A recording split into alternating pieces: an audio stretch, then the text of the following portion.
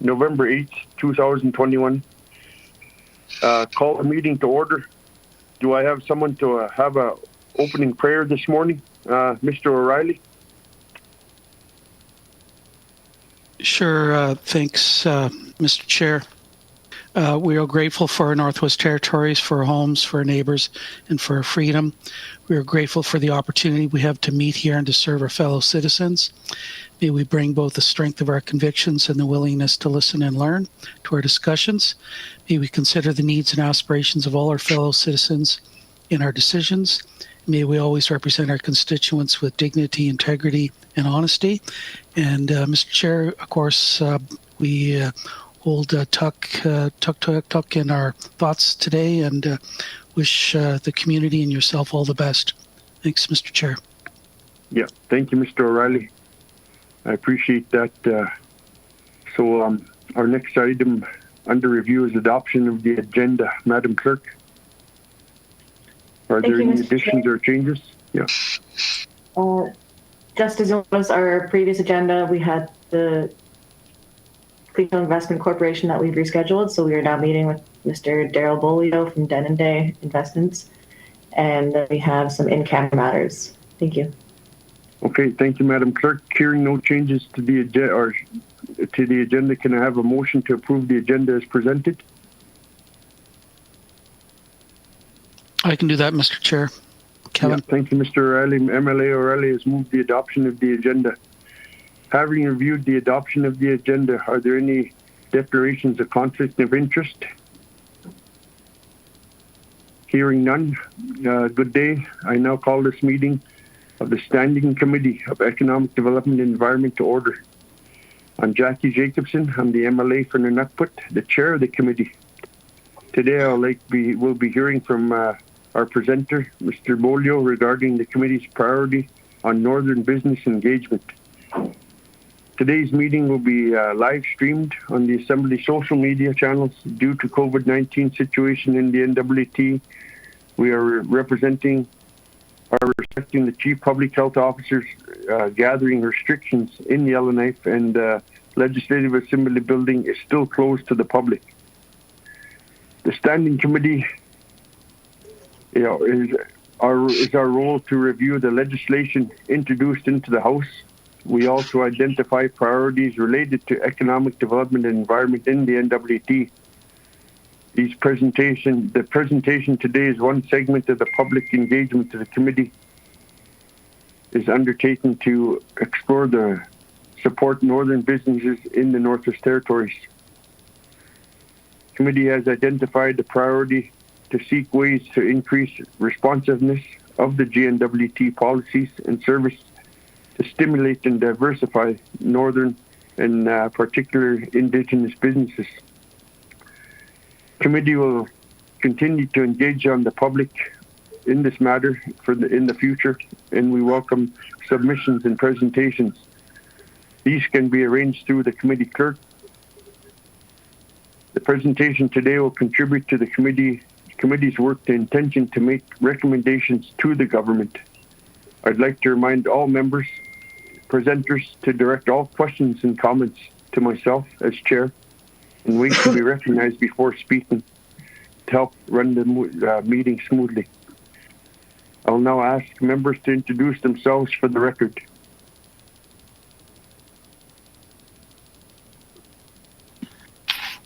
Kevin O'Reilly, Frame Lake. Rylan Johnson, MLA for Yellowknife North. Good to be here this morning. Good morning, Katrina Knockleby, MLA for Great Slave. Welcome back. Colin Bontrus, MLA Decho. Morning, folks. Steve Non, MLA Tuna the World. Is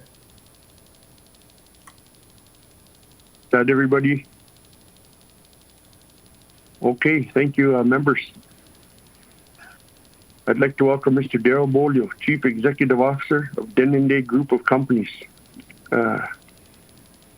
Thank you, Mr. Boglio. Can you please introduce yourself and proceed with your presentation? Okay, can you hear me all right? Yes, we can.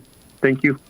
Okay, great. Thank you. I'd like to thank the Standing Committee and Jackie, Kevin, Ryland, Ron, Katrina, good to see you, and Steve, good to see you all. I'd just like to, take this opportunity to thank you for inviting me to discuss how to increase and look at the responsiveness of policies and services to stimulate and diversify our northern and Indigenous businesses here. And like to take this, approach to try to be organized and deliberate and as clear as possible. And then presentation is intended to try to help and drive some of this change that we need, positive change, and to our respective economic environment here in NWT. As you're all aware, I've been the CEO for Denendeh Investments. It's going on 16 years. How time flies. And we've been involved in various sectors of the economy. And it all started with Denendeh Development Corporation that the chief set up back in 1982. We're probably one of the longest standing development corporations in the Northwest Territories. In that time frame, we've probably seen a lot of companies come from the south, stay for a few years, and then leave, and not leaving any lasting benefits or capacity to the north. So, with that, I just wanted to frame and make a point that, Denendeh is owned by the 27 Denendeh First Nations of the NWT, and I don't think this business is going to go anywhere. It may have investments, as in the previous, we were in the oil and gas business, and 95% of our revenue we generated in southern Canada and brought back home. Unfortunately, the oil and gas business has tanked, and we're no longer in that business. But it did provide benefits to the north here and our people well over 30 years or 40 years. We've also been in the communications infrastructure management, and so it's a partnership we've had with the Inuvialuit Corporate Group, the Yukon Indian Development Corporation, Nunisi Corporation since 1998, and we maintain all of the Northwest Tel Towers in Alberta, BC, Yukon, NWT, and Nunavut. And that's been a very good business in infrastructure maintenance. We've been a partner with Northland Utilities, or ATCO, I think, with the company we have, Northland Utilities, since 1987. So, did I lose you? No, here, go ahead, Darrel. Okay, sorry. All of a sudden my screen changed, so I was wondering what happened. And, we provide, we generate, transmit, and distribute electricity to the majority of the population here in the NWT here. We've also been in the mining and exploration business. It's 100% owned, and it was a direction that the leadership had asked us to get into when we looked at corridors and resource development for export. We also have we we provide food services through Denendeh Food Services, and at this point in time, we provide to both mines through 100% Indigenous Corporation, Deroncho or Bua Wheat Catering. We own some real estate in Yellowknife and some other communities in the NWT. And we have also a partnership with Homes North, which provides housing here in Yellowknife and other communities. And lately, in the last several years, I've been the spokesman for the NWT Indigenous Economic Coalition. And we've been coordinating the work of the coalition that represents the Denendeh, the Inuvialuit, and the Métis of the NWT. And if you remember, I made a presentation to the Standing Committee in December of 2020. So if we look at the history, I guess, you know, as I mentioned earlier, our intention is to try to drive positive change to our economic environment here in the Northwest Territories. And with that, you know, and we've always said, and I've got to reiterate, I guess, that the GNWT has always said also that we want to be partners to rebuild an inclusive economy here in the North.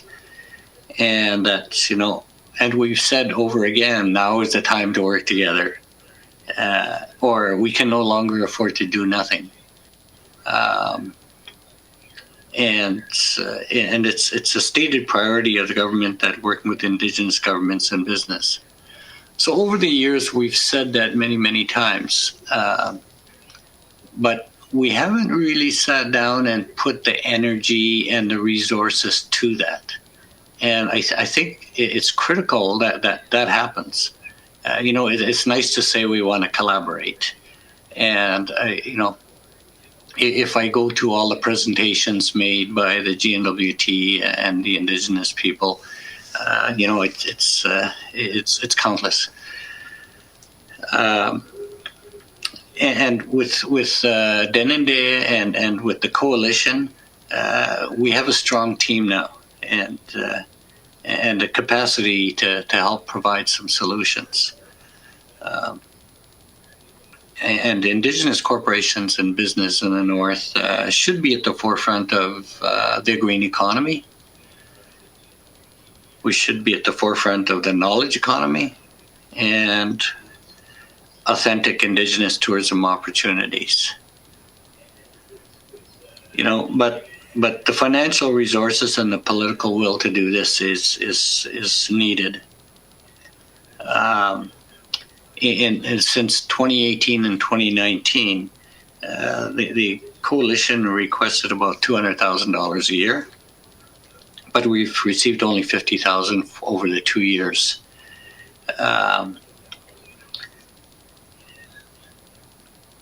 At the same time, I just like to mention that, you know, in the last couple of decades, there was tremendous growth in the Indigenous business as a result of the, you know, support from the diamond mines. And one of the examples I like to use all the time is Katewi. You know, we worked with the mines. They provided capital for investment. They provided contracts. They provided loan guarantees and impact benefits agreements. So, you know, there's an example of this level of support that's, you know, needed from the GNWT. In terms of what areas of the economy, the questions that we have here are the most urgent for the GNWT to address, and we're all aware of this. And that being affordable housing. It's critical for our economy. Another critical element is education. and we've also got to consider the high cost of living for food, for utilities, fuel, and transportation costs. All of this factors into not only Indigenous businesses in the North, but all businesses in the North in terms of being competitive.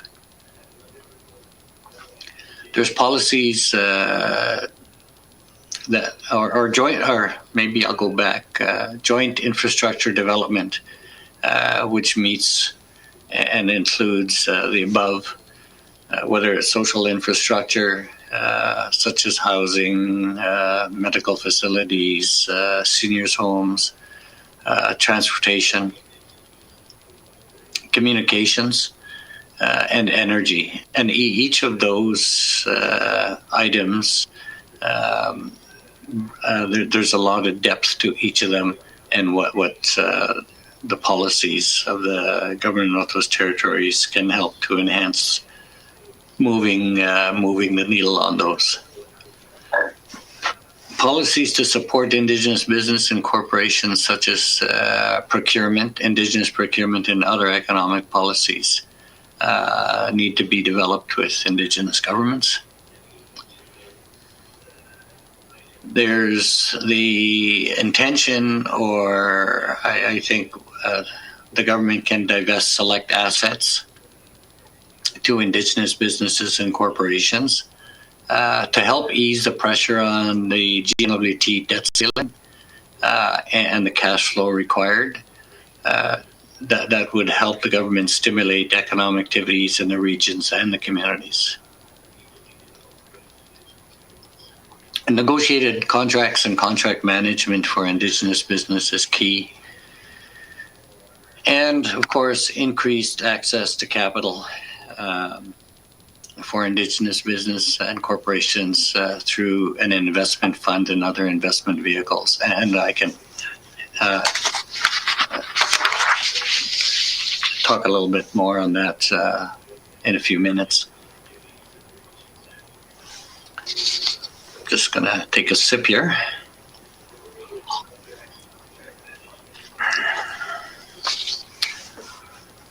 So, access to capital is has always been an issue. It doesn't matter where in Canada, and it's been an issue here in the Northwest Territories for Indigenous business. And the requirement for that is to enable co-ownership in large-scale developments on our lands for Indigenous governments, corporations, and businesses need to access significant capital.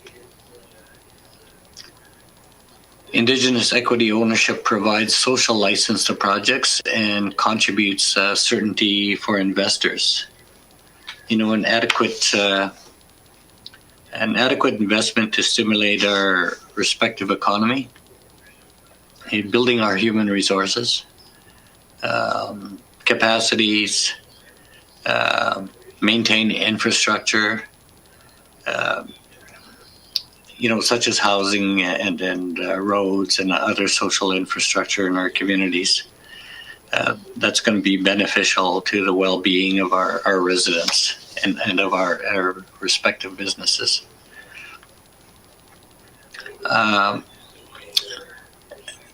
Some of you may be aware of the national organizations such as the First Nations Major Project Coalition, which we've been participating in for the last several years, and the First Nations Finance Authority that provide capital to First Nation governments on rates on par to other governments. There's also the Alberta Indigenous Opportunities Corporation that provides loan guarantees to Indigenous people investing in the resource sector. I think the establishment of an NWT-based investment fund could enable increased Indigenous participation in major projects here in the North. So that's something I think that needs to be considered.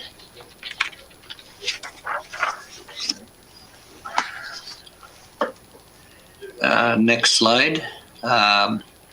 challenges experienced with GNWT Procurement. It was really interesting process.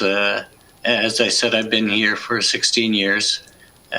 We've had several attempts over the years to register DII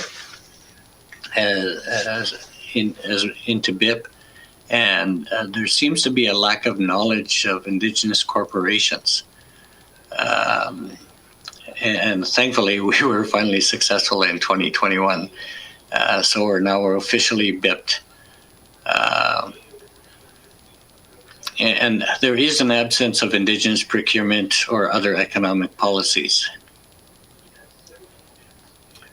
And the reality is that Southern businesses and consultants, they continue to receive millions of dollars in contracts. And you know what the result of that is it fails to address the issue, long-running issue of local training and capacity building. It's not leaving any capacity, as I mentioned earlier.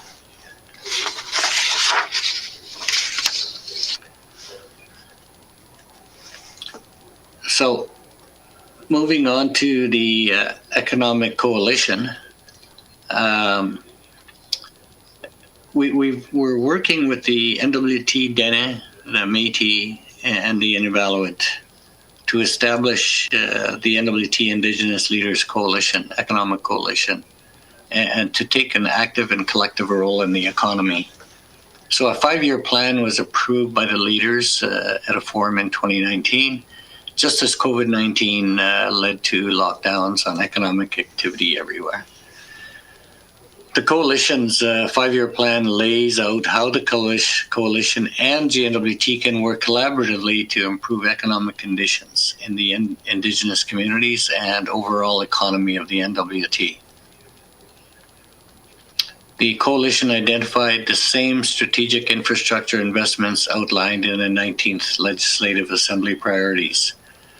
For example, the Mackenzie Valley Highway, the Slave Geological Province Access Corridor, and the Tolston Hydro expansion as long-term. There were short-term, medium-term, and long-term projects, and we know these are 10-year projects plus. And then you have medium-term projects, and then the short-term projects within a year or two.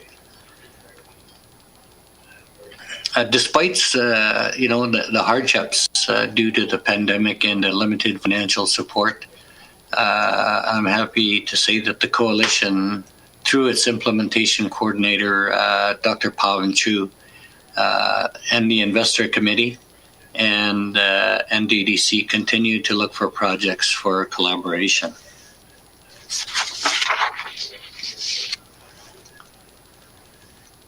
Next slide.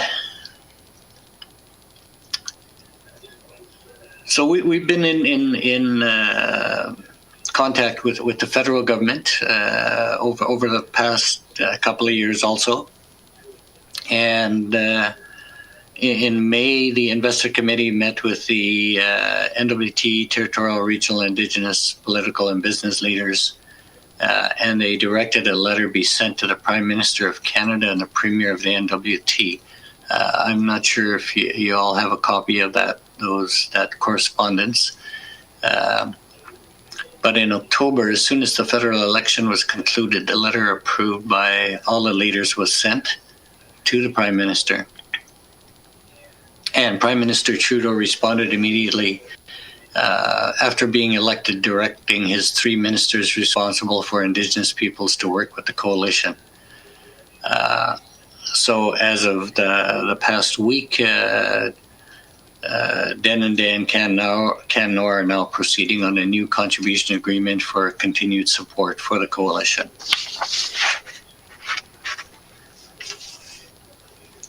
So that's a bit of good news I wanted to share with you. And now, moving forward, I'd like to thank the GNWT for providing $50,000 over 2 years. That's of the $950 requested by the coalition in its 5-year plan.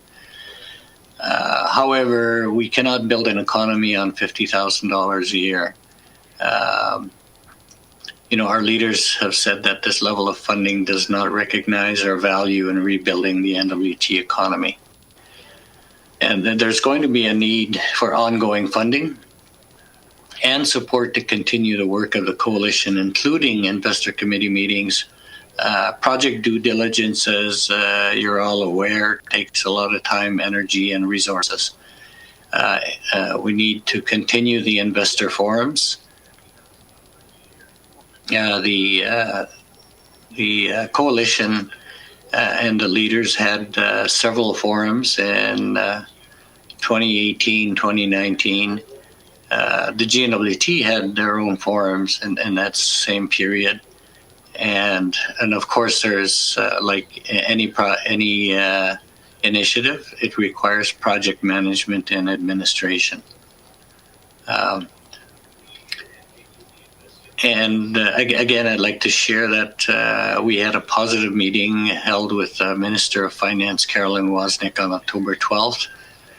And one is scheduled with Infrastructure Minister Diane Archie on November 12th to share some of our points that we think we need to have a continuing dialogue on to help move the economy forward. And, reiterating that the coalition does need the financial and political support of both the federal and territorial governments to succeed in its goals and realizing the economic potential of the NWT for the benefit of all of its people. And that there's a need and a requirement for governments to provide adequate funding to create Indigenous economic self-sufficiency. And I've looked and I've been involved in a number of organizations over the years, and the amount of funding Crown corporations and other initiatives get compared to what Indigenous businesses get in Northwest Territories, there's no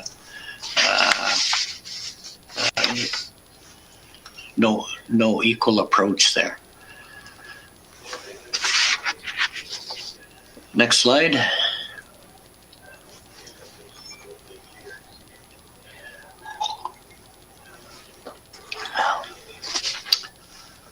In terms of our perspective on Indigenous procurement policy and how the GNWT could improve procurement,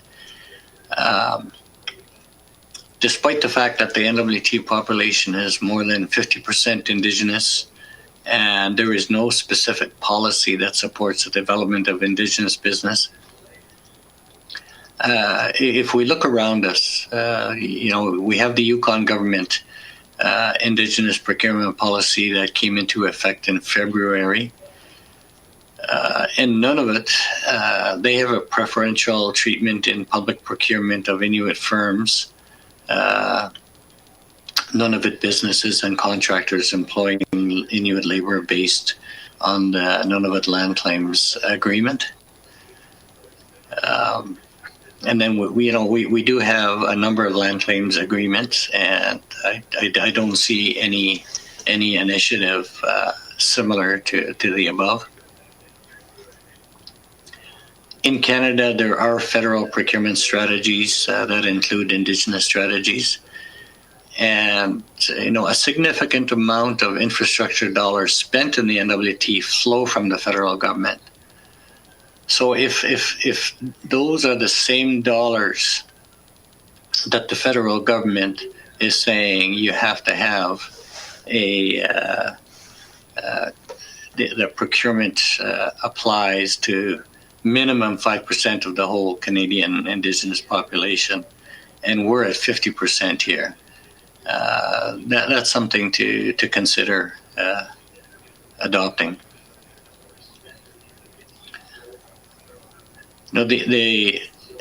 And as you're aware, the 19th Legislative Assembly established a procurement review, and I joined Peter Vishian and Leslie Anderson, who is the procurement specialist. to review the NWT procurement policies and determine whether any changes should be made. And happy to report that the final report was given to the Minister of Finance. And one of the recommendations of the procurement review was to develop an Indigenous procurement policy with Indigenous governments.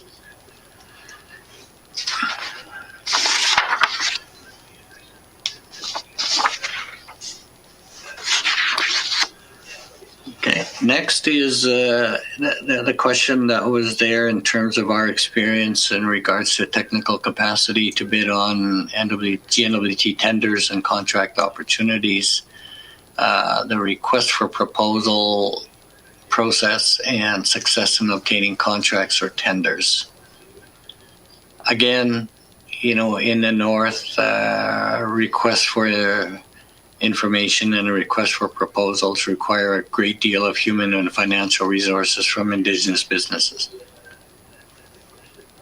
And our collaborative approach is more expensive, so that our bids tend to be significantly higher than Southern consultants. And Indigenous governments should be contract managers, and Indigenous communities should benefit economically in cleaning up their own land.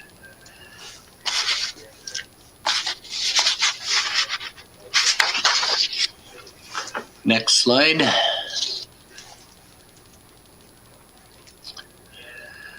So our comments on the emerging stronger, these are comments that are similar to the GNWT, and these actions are in alignment with the Denendeh and also the coalition goals. And that's to consider the development of an Indigenous procurement policy, which I'm aware is under review, and hopefully it'll be enabled.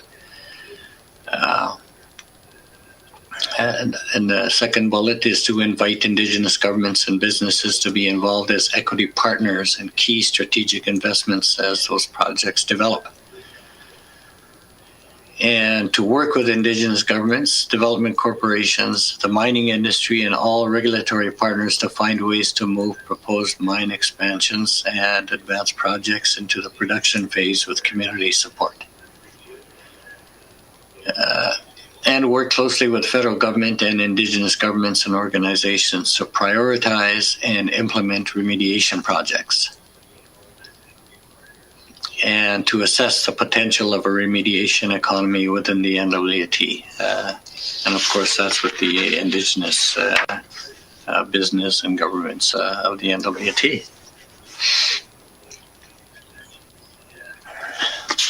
So, in conclusion, as I said at the beginning, we need to create an inclusive recovery and an action plan to make that happen, so we can move that needle instead of just talking about it. And we're all aware that we have immense potential for our economy here in the NWT, not only in resource development, but in the traditional economies. You have fishing, and probably the best fish in the world. We have tourism, the green economy, and also the knowledge economy. But it's going to require some cooperation, interregional cooperation, government cooperation. Everybody has their role, and government's role should always be to help stimulate and set the tone for developing our economies. And it's also going to take some strategic investments. And as an acquaintance from one of the communities, you can't build an economy on $15,000 a year. like the seed program. That's not going to happen. I mean, just look at the economic boost that the diamond mine brought. Look at the economic boost that the gold mining brought, and the economic boost that tourism brought here. However, unfortunately, they're all in decline right now. And but you know, we've got to look at the bright side and say, okay, maybe we can re-stimulate all sectors of the economy here in the NWT. So that needs further investment. And of course, there's going to be some strong leadership to be able to make those decisions.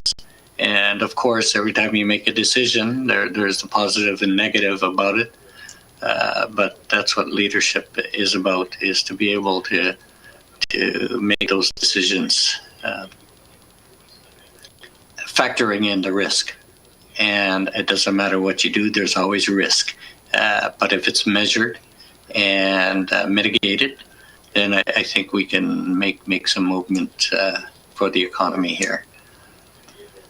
And the coalition and Denendeh are offering some leadership in all of these areas, but we need to work together in the partnership of the government of Northwest Territories.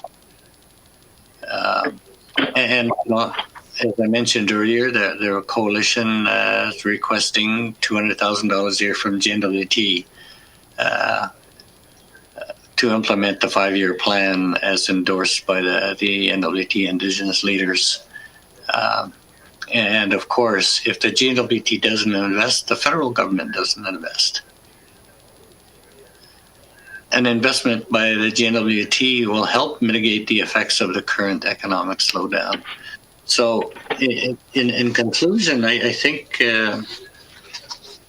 we all, we're all aware of the various commissions and reports and studies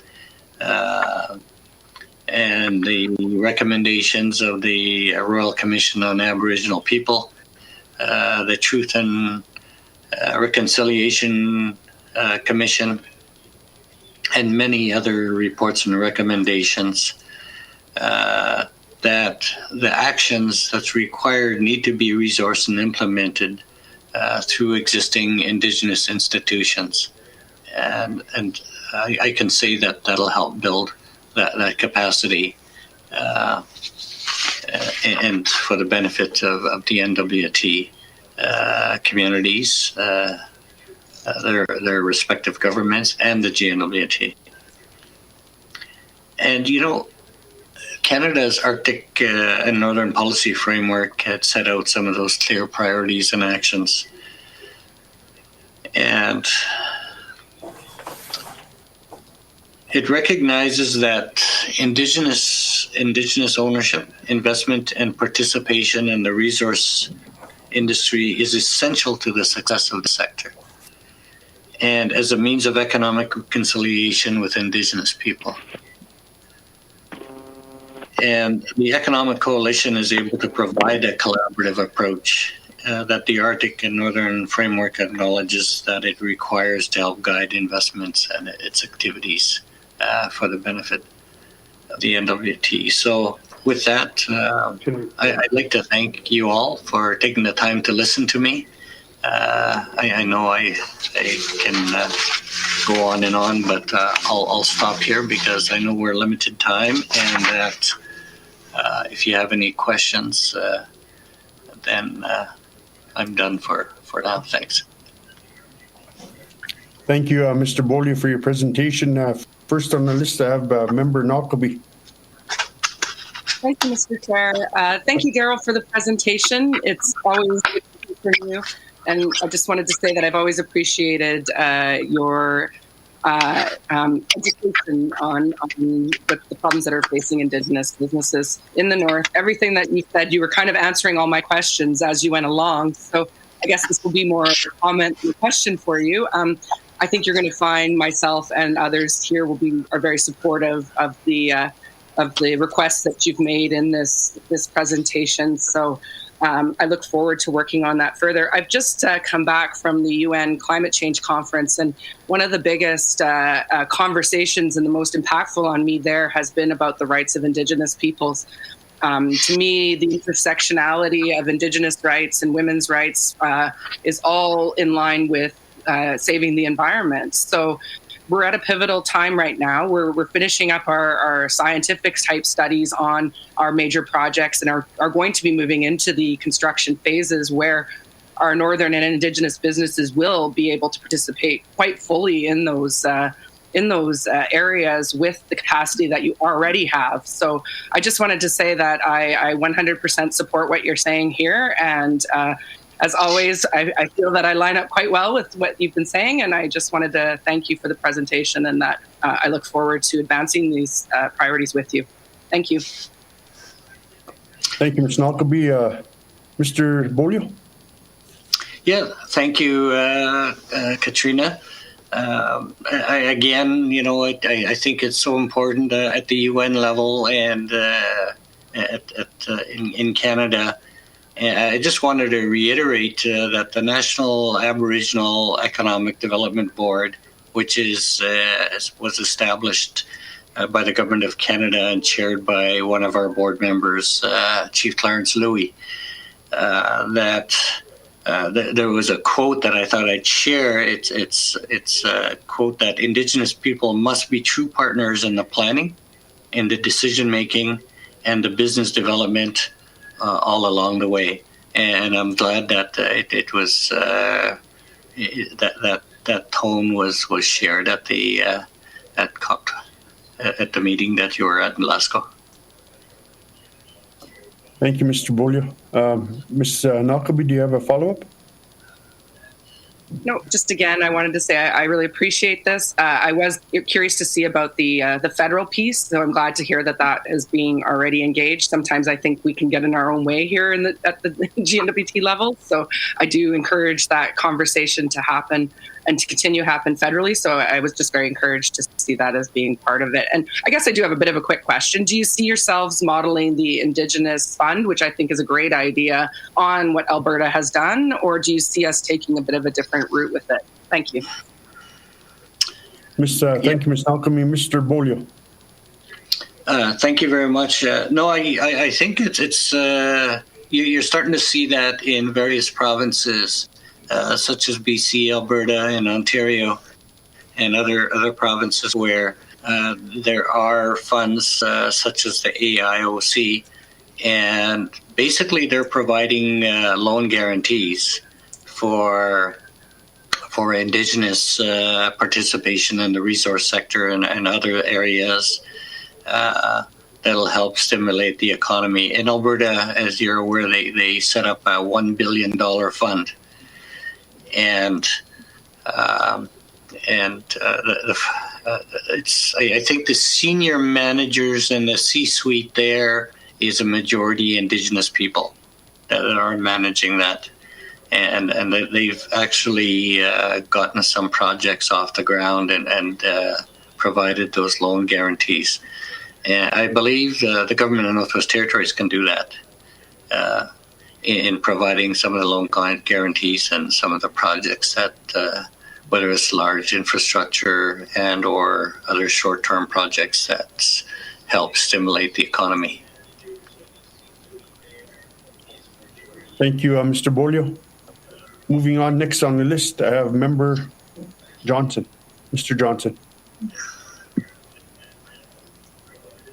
Chair, and thank you, Mr. Boglio, for presenting. I appreciate all the work you're doing, and I guess I want to start with by getting into the weeds a little, because I think that on the Indigenous procurement piece, that's really where the debate is happening. I think there's agreement by the Minister and Indigenous governments and the Assembly to implement a policy, but I guess I want to illustrate an example. If we're building a highway and the road to Tucker, the finishing the road to Yellowknife, or the Mackenzie Valley, I think a lot of the presentations have said yes, we should go with negotiated contracts, and I think that's easier said than done, because we have 5 or 6 Indigenous development corps who have road construction ability. We have a couple NWT businesses who, have some proportion of Indigenous private ownership.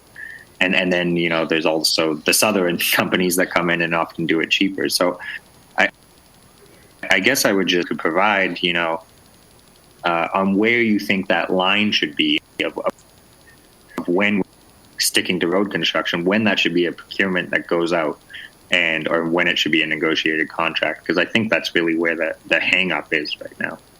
Thank you, Mr. Chair. Thank you, Mr. Johnson. Mr. Boglio? Thank you, Ryland. That's an excellent question. And it can be a complicated one. But then we got to look at the foundation of how we're evolving as governments in the Northwest Territories. You got to realize that there are legislative agreements in place, such as the Tlicho agreement. You have the Gwich'in, the Inuvialuit, the Sahtu, and Salt River, Cataludici, etc. And so if you look at the foundation of our evolution in governance and looking at the key elements of governments in culture and language and the economy and the social fabric, what makes that happen? It's economics, it's a revenue. And that revenue has to be generated. So in terms of negotiated contracts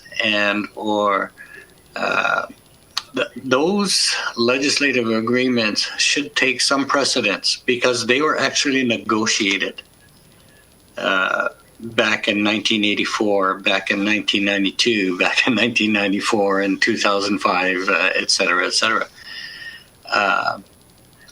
And that's part of the discussion that's been held for decades, I must say, at every Denendeh National Assembly that I've attended when the economy was discussed, and even at the regional governments tables. So it's a matter of taking that time and the energy and the resources to sit down with the governments and identify what their priority is and how that can be done. From our perspective here, and we've heard so many times that majority of the businesses, Indigenous businesses in the North, don't have that capacity. And I think some of us realize that. Therefore, the coalition, in that if there's a project too big, there's other Indigenous groups in the North that can participate with bringing capacity, whether it's technical or financial, et cetera, and working with the GNWT to be able to put that project. And I've heard that sentiment many, many times over the years that Southerners could do it cheaper. Unfortunately, I've had the experience to look at lower bids, cheaper bids, but at the end of the day, costing more than the actual budgeted amount of the project. That's how it works. So a negotiated contract is a collaboration between the government and the Indigenous people to make that project go ahead and, and of course, sit down and be very clear and about what the cost of that project is going to be, because the reality is we have costs up here of 30 to 40%, and we've learned that from the mining industry. So, like I said, Ryland, it can be complicated, but I think it's not doable. It is doable. Thank you, Mr. Beaulieu. Next on the list, I have Mr. Norn. Yep, Mr. Chair, and thank you, Darrel, for the presentation. Like, it's always good to hear from our Aboriginal business leaders. It's always learning about our economy and finding new creative ways to try to keep our economy afloat, our businesses afloat. So that's always appreciated. And just to agree with Emily Knockleby, like we're always going to be here to support our businesses and wherever we can, and lobby and keep plugging away to support. And I just want to say, we kind of chuckled as an ongoing joke for the last little while that Walmart was dipped in. We have a handful of our business up north that are not, but it's always really good to hear. I could finally put that feather in our cap. Long time coming, so that's really good to hear. And I guess I did have one question. Just looking at the AIOC. A lot of these programs, they have like a minimum investment. So I'm looking at just at the website there. They say the minimum investment in Alberta is like 20 million. I know, given that for like how much it costs to do business up in the north. Do you see like those minimum level investment, like that ceiling? If we ever had an investment fund here, because you see that being higher in the north. Thank you, Mr. Chair. Thank you, Mr. Norton. Mr. Boglio? Yeah, no, my understanding and of the AIOC and our minimum investment of $20 million, I think that's something of a model that we can utilize here in the north, because a lot of our projects are in the millions of dollars, especially key infrastructure projects that'll meaningfully stimulate our economy. And it's nothing new. The Canadian Railway back in the 1800s stimulated the national economy, and of course other infrastructure right across the country and in the north here. Mm-hmm. But the guarantee would help leverage other investments from the south into the north, and over the years we've used the example of say the Slave Province Geological Access Corridor, and when you looked at the cost of that. The last time I seen it was about $2 billion, right from Yellowknife to the Grace Bay port. But what that leveraged was approximately, based on studies, was about $39 billion in private investment for the resources that's in the ground that can now be accessible once a corridor is in place. So you're actually stimulating the economy. Now, talking about corridors, there was some discussion over many years. Is projects can monetize Indigenous lands, whether they're going through a Quechua territory or Tlaycho or Sahtu, etc., because you also have land claims there. And all land used by governments, industry, and users pay lease fees. Now, whether it's to the governments, and in case of land claims, it'll be to the Indigenous governments, and they should be benefiting the Indigenous people via lease or ownership or development of those lands.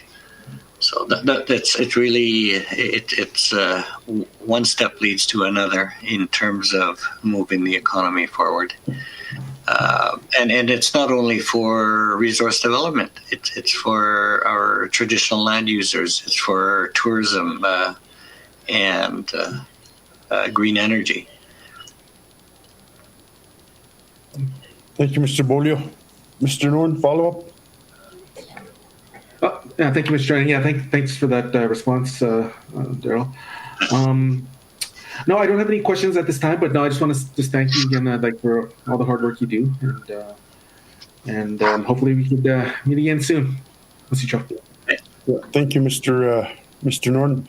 Mr. Johnson, I'll give you your second question. I apologize for cutting you off there earlier. It was, Mr. Johnson.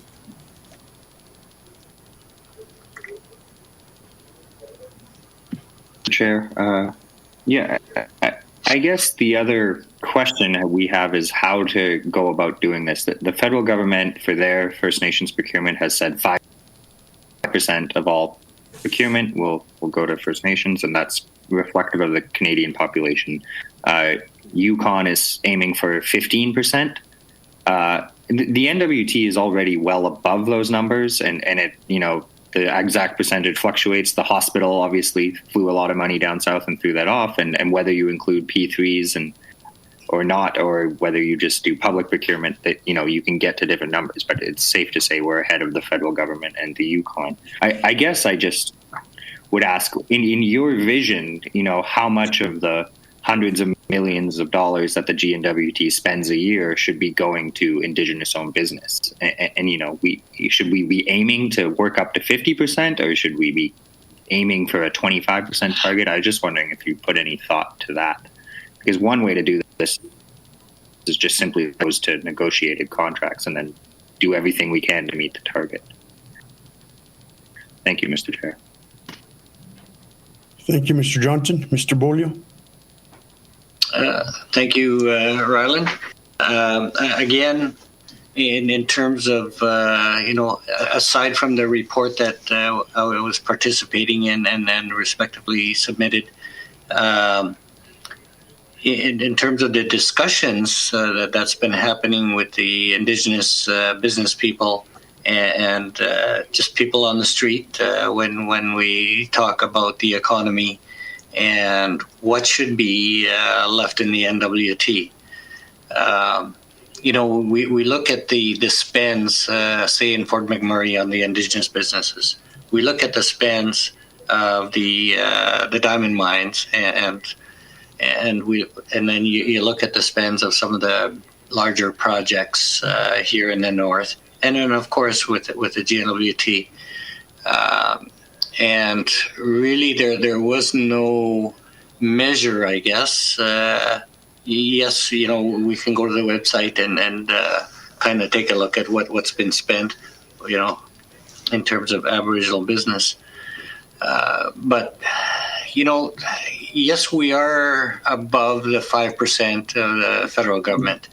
But then the Yukon with they're looking at 15% direct, and by the time they got the incentives in place, you're looking at it 25 to 30%. So I would say 50% is not out of reach, considering the population of the NWT. And what does that mean? That means that those dollars will stay in the communities where those projects are. If I look at the Yellowknife trading area and all the dollars that's generated in the Clecho area, a majority of that comes to Yellowknife. It supports the Walmarts, the electrical business, the construction business, all the stores in Yellowknife. So the trading areas of Inuvik, the trading areas of, Fort Simpson, Hay River, they all benefit. The more money that stays in the north will benefit the north in terms of taxes, in terms of purchasing goods. And, we can't lie to ourselves. People do go down south to buy stuff, and online shopping is a huge thing right now due to the item that I brought up at the beginning in the first couple of slides, was the high cost of living. And we don't manufacture a lot in the north, and I think that's an area that the GNWT should incentivize as much as possible, is northern manufacturing. Thank you, Mr. Boglio. Next on the list, I have Mr. O'Reilly. Yeah, thanks, Mr. Chair, and thanks to Mr. Boglio for presenting again before us today. We may not agree on all the economic priorities, but one thing that did strike me was Mr. Boglio's thoughts about the economic measures provisions in the rights agreements that have been negotiated.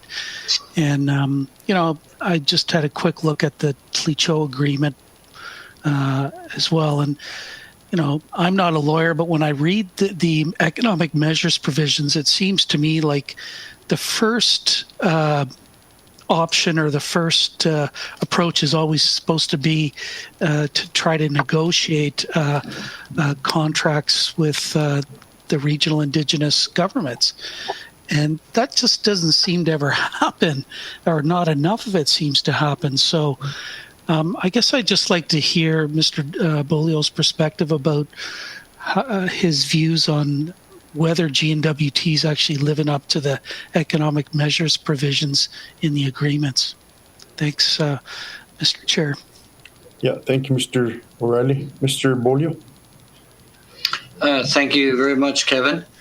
As all agreements that's been negotiated in the last 120 years, 121 years now, you got to go back to the spirit and intent of those negotiations and agreements. I'll just from my lifetime and my experience in some of those negotiations, and I've heard the comments that we better have this settlement because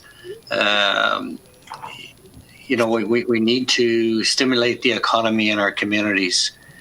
We need the infrastructure. We need social help in our communities. Therefore, we need to complete our claim. Unfortunately, it goes directly to Kevin's question and clarity, I guess, is that has those agreements lived up? And in particular on the economic side, I've got to be clear and to say no, it hasn't. And I've heard that directly from the leadership and from people that were involved in the negotiations and people involved in trying to implement it. Thank you, Mr. Boglio. Mr. O'Reilly? Yeah, no, thanks, Mr. Chair, and thanks to Darrel for that. And I think that's something the committee needs to do some more work on too. And so I just don't think that our government's ever come clean on how they actually implement these provisions. They've never reported on it, as far as I can tell. And I've been here 6 years, so that's something we need to do some more work on. But I want to ask Mr. Boglio. I know I've chatted with him offline as well about remediation economy. GNWT actually put out a RFP for some kind of discussion paper on this, and I'm just wondering what, if any, involvement he's had in the development of that discussion paper, and I'll be very interested to hear his views once it's been released publicly and so on as well. Thanks, Mr. Chair. Thank you, Mr. O'Reilly. Mr. Boglio? Thank you, Kevin. Yes, Denendeh did submit a bid. Unfortunately, they were unsuccessful. But it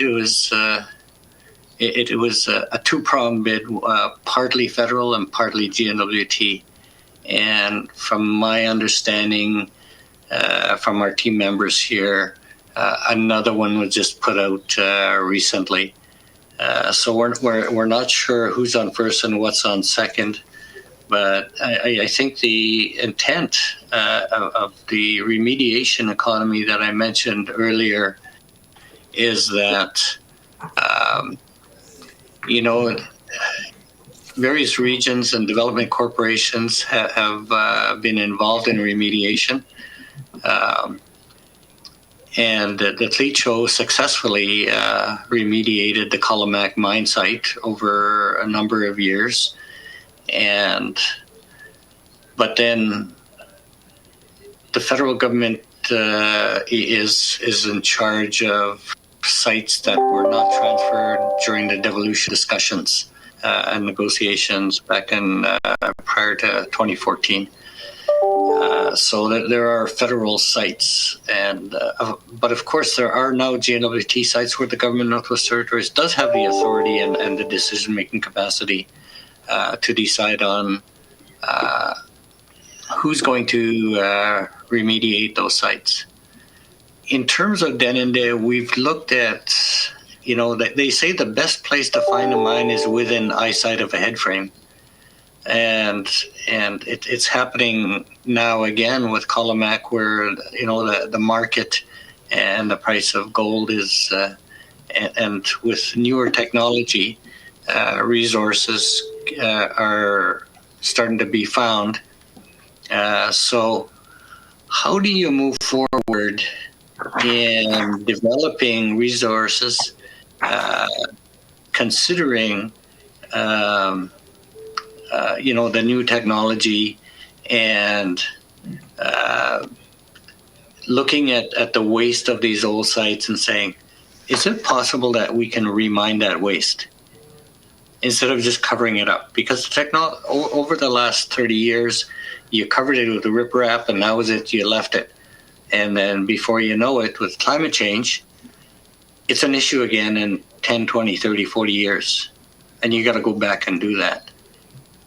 Can we look at the current technology in remining that waste and ensure that the waste is now inert and will not harm water or the land or the animals or the humans especially? So those are the things to consider, and the GNWT to work with northern and Indigenous communities, because at the end of the day, the effect is on them and the people living in those communities. Thank you, Mr. Boglio. Follow-up question from any of the members? Any other members that have any other questions for Mr. Boglio? Mr. Chair, it's Ron. Yeah, go ahead, Mr. Bonachus. Let's see, Mr. Chair, and let's see, Mr. Boglio, for your presentation today and engaging with us. As our committee is looking at what the GNWT can do to increase the responsiveness in their policies and services, and in particular, how we could engage the Indigenous businesses in the Northwest Territories to capitalize and keep the monies in the Northwest Territories, especially contracts. And I heard some of your views on it, which is very appreciative. And, I'm Indigenous myself, and I really want to see, our Indigenous businesses capitalize on all economic potential in the Northwest Territories. I note that Denendeh is involved with very many services. I think I've questioned some of the ones and the potential savings or benefits to our member First Nations groups.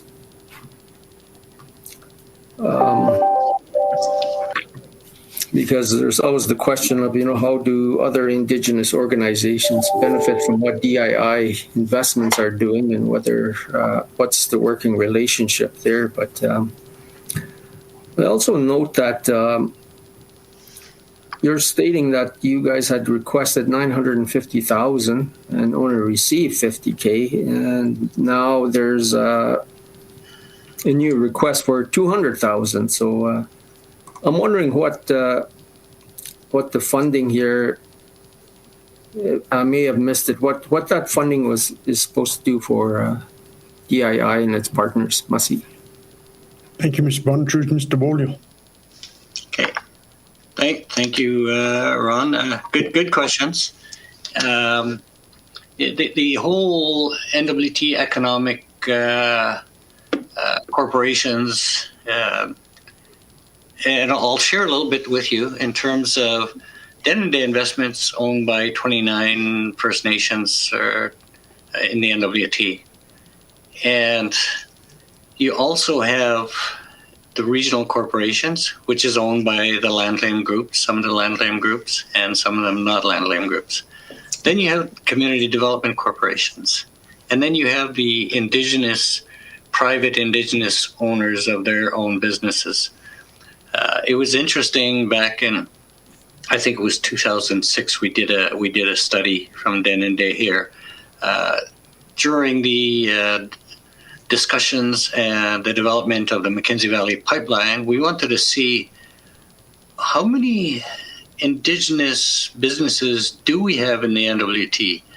And if we're going to participate in a major pipeline project that's worth $20 billion in the day, what percentage can we actually participate in? And what are the gaps that we need to fill if we want to be effective participants in a large project such as the pipeline? So at the end of the day, we found that we had over 500 Indigenous businesses. And the development corporations, when I said it was pan-territorial, regional, and community-owned corporations, was probably about 100. The majority of the Indigenous business were individually owned businesses. And what we gleaned from that is, what sectors do they participate in? Were you in construction? Were you in heavy equipment? Were you in a traditional economy? Were you in tourism? How many people did you employ? And what was your trading area? And what size bids do you normally bid or tender for? Is your annual revenues, 50,000, or is it $1 million, or is it 20 million? So it gives us a really good idea of the capacity at the time, and you've got to realize this is 15 years ago. That capacity has grown now. Now the roles in terms of large projects is that there's some that we can do alone, there's some we can't do alone, and therefore the coalition, and saying we have to, instead of working in our separate silos, we need to be able to work together on a large project. And if it's in a specific region, the region can benefit from that, and the communities from there can benefit. And if there's a shortfall of assets, or there's a shortfall of financing or human resources, other regions can play a role in that. And that's in light of keeping as much in the north as possible. And of course, we all realize that we're not going to have all of those key elements. The 100% Indigenous businesses can hire those expertise, whether they're engineers, whether they're medical personnel, et cetera, or maybe people in the aeronautics industry. So there are ways to move forward, and I think that's really key and critical. That last question, Ron, I forgot about it because I rambled on a minute here. Thank you, Darrel. Ron, you want to ask it again, if you missed it?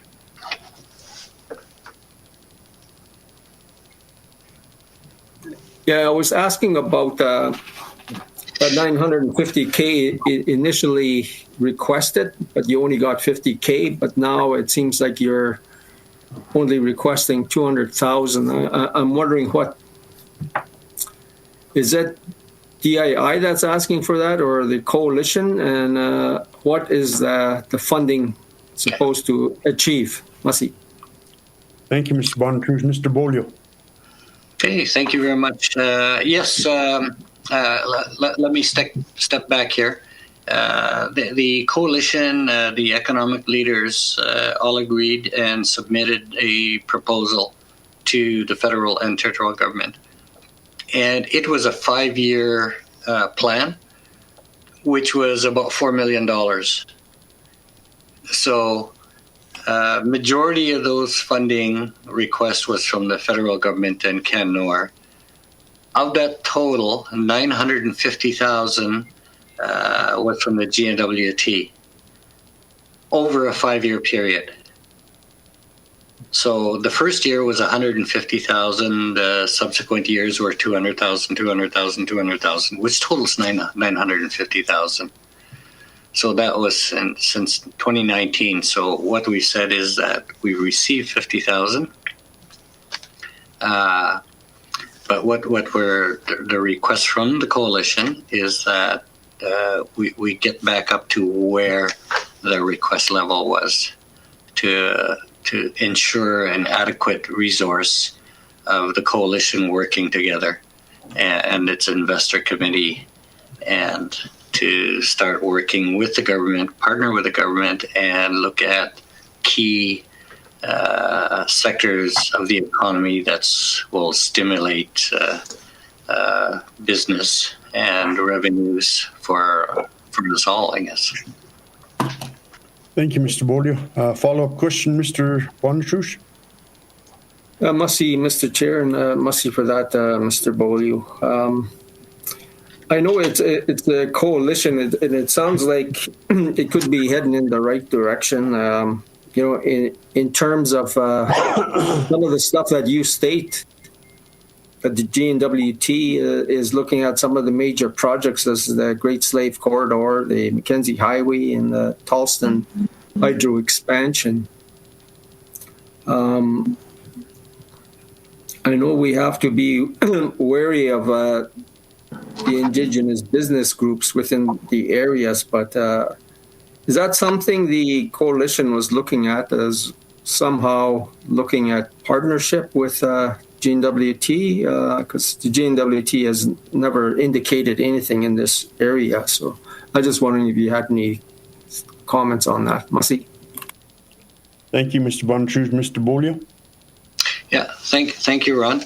Yes, the partnership, I think when we talk with the GNWT is looking at, let's look at all the assets that we have. Let's leverage the assets that the GNWT has, the assets that the Indigenous business people have, and look at what the need is in the NWT here.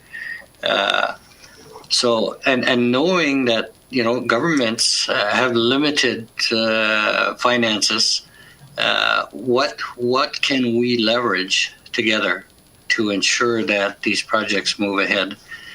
And the federal government plays a role here, because the 75-cent dollars they provide for infrastructure and the 25-cent dollars that the GNWT has to put in place.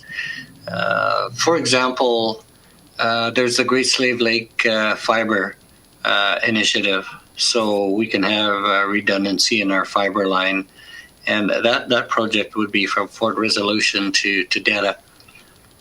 Now, I believe the federal government will be providing 75% of those dollars, but the GNWT has to provide 25%. Now, can the GNWT provide that to the Indigenous businesses to take on that project? So there's different ways or different models that can be developed depending on which sector of the economy that we're looking at.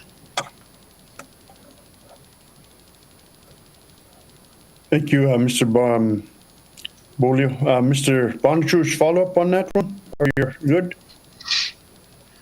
No, I'm good with that, Mussy. Okay, thank you, Mr. Bonatrush. Also like to welcome to our meeting member Legislative Assembly Jane Wellen Armstrong's with us too as well today. And also any other questions, members? This for Mr. Boglio. Just raise your hand. I can see you guys on the screen. Okay, 1 second. Checking the message board.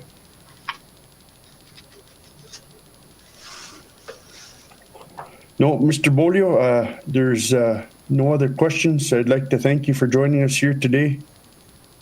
And it was a real good presentation, real lot of good information. And if you'd like to come back in front of the committee, we're going to be all in Yellowknife from the 22nd to the 9th. If you'd like to come and sit with us and, go over anything else if you did miss anything. So we'd be happy to do that for you. And this concludes our public portion of our meeting. So thank you, Mr. Beaulieu, for your presentation here today to our committee. Okay, thank you, Jackie. I'm glad that you had the committee has invited me, and I'd just like to, close off with a couple of points here, and that just to, add strength to local ownership and socioeconomic development for remote and Indigenous communities is going to be key for our economy here. And then, as I've said before, we need to leverage the assets we have. Sometimes we focus too much on what we don't have. We've got to look and say, well, we have lots. And, our elders and people before us always said we're one of the richest in the land and resources, and that can be leveraged. With the GNWT, I think the ask has been provide adequate funding. They can provide guaranteed financing or guarantee some financing and other tools in their economic tool chest that we can leverage. So with that, I'd like to thank you and wish you all have a good day, and hopefully we'll all be able to get together soon. Yeah, thank you, Mr. Boglio. And this concludes our public portion. So have a good day, Mr. Boglio. Madam Clerk.